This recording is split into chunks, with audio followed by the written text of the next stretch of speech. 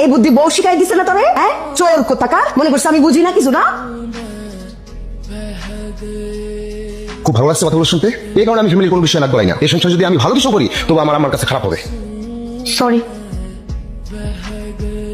আসসালামু আলাইকুম। ওয়ালাইকুম সালাম। Marine right? আমি সায়রা, ফাহাদের ওয়াইফ। তুমি ফাহাদের এক্স, তাই না?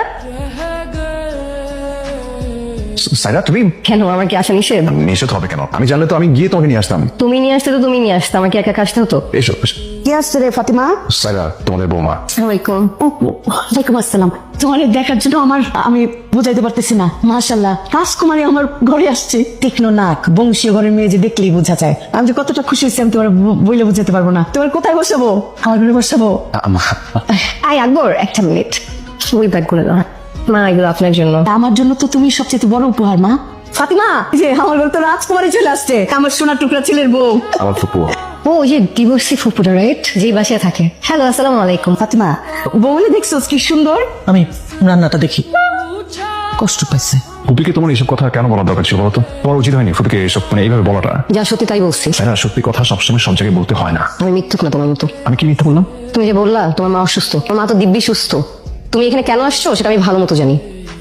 ছোট্ট নবাবের বউ, নবাব জাদি, বাসায় আমার বৌমা আসছে। আপনার হাতে যে রান্নার জাদুটা আছে না, ওই জাদুটা একটু দেখান। যে এই জাদুর রান্না খেয়ে আমার বাসার সবার অতীতের স্মৃতি মনে পড়ে গেছে। পারবেন না? জি আম্মা।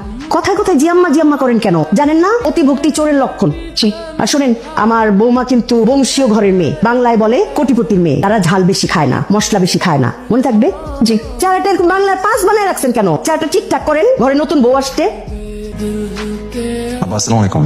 ওয়ালাইকুম আসসালাম। আসসালামু আলাইকুম। ওয়ালাইকুম আসসালাম। আব্বা, সাইরা আপনাদের বৌমা। আচ্ছা, না না, থাক। বাবা, এটা আপনার জন্য ছোট্ট একটা গিফট। এটা আবার কেন? প্লিজ, আমি খুব শখ করেছি, অনেক খুশি হব। আচ্ছা ঠিক আছে, রাখো। আব্বা, আপনি তাহলে রেস্ট করেন, খাবার তুলে রাখা হবে না। সাহাদ, দেখলাম তোমার বাবা কেমন করলো। ঠিক মতো হাত দিয়ে গিফট নিতে পারলো না। আসলে বাবা একটু রিজার্ভ। প্লিজ, আমি আর কিছু না বুঝলেও মানুষ বুঝতে পারি।